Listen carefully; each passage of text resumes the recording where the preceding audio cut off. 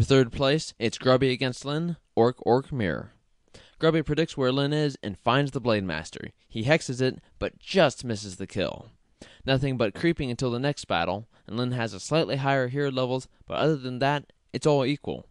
Lin's micro was better, and he comes through with a lot more units and wins the first game. Game 2 doesn't start well for the Grubster. He loses his Blade Master, but some trickery gets him an equalizing kill.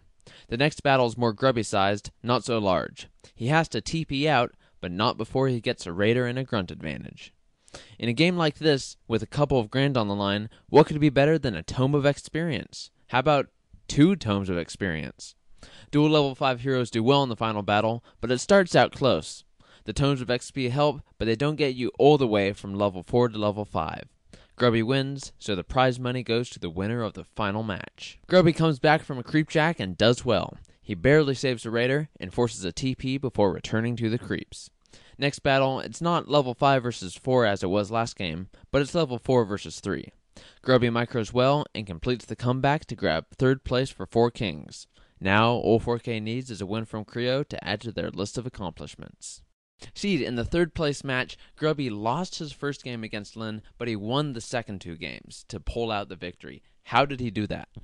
Well, it looked like in all 3 games, Lin's micro was just slightly better, and that came through in the first game when their hero levels were equal. What Grubby changed up is he turned to creeping more. He did get the Tomes of EXP Game 2 on Turtle Rock, but he still crept more. He goes into the final battle with higher hero levels. Third game, Twisted Meadows, again he goes into the final battle with higher hero levels. So even though his micro is just slightly behind Lin's in these games, his higher hero levels will compensate for that. Going into the final, we're going to have Creo and Sohu, but they've played before in one of the group phases. How do you think that previous game is going to affect this final?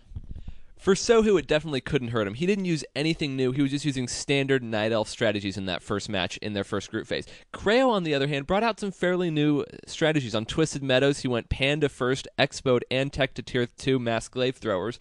And on Tyrannus Stand, he did a Tier 2, very, very early Tier 2 tower push. So it pretty much means Sohu is expecting either of those strategies, so now Creo can't use them going into the finals, or if he does, Sohu will be looking for him, so it could hurt Creo, definitely will not hurt Sohu. Creo and Sohu started in the first group phase where they tied 1-1. There will be no ties here as we're going to crown a champion of the Electronic Sports World Cup. Game 1 starts with the always exciting close spawns on Turtle Rock. Early on, Creo uses his Cloak of Shadows to hide while Sohu scrambles for a Dusk of Appearance.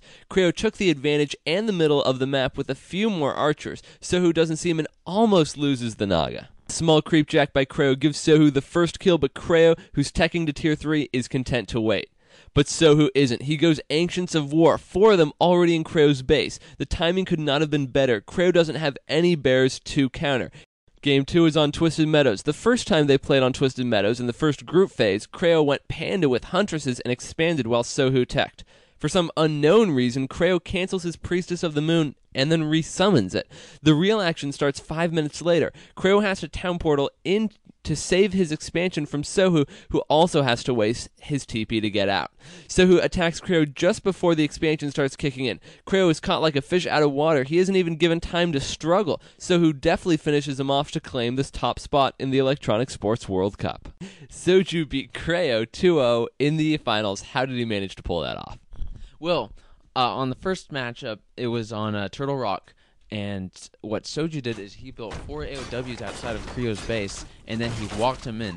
Creo wasn't ready for that at all, and, game went to Soju for there.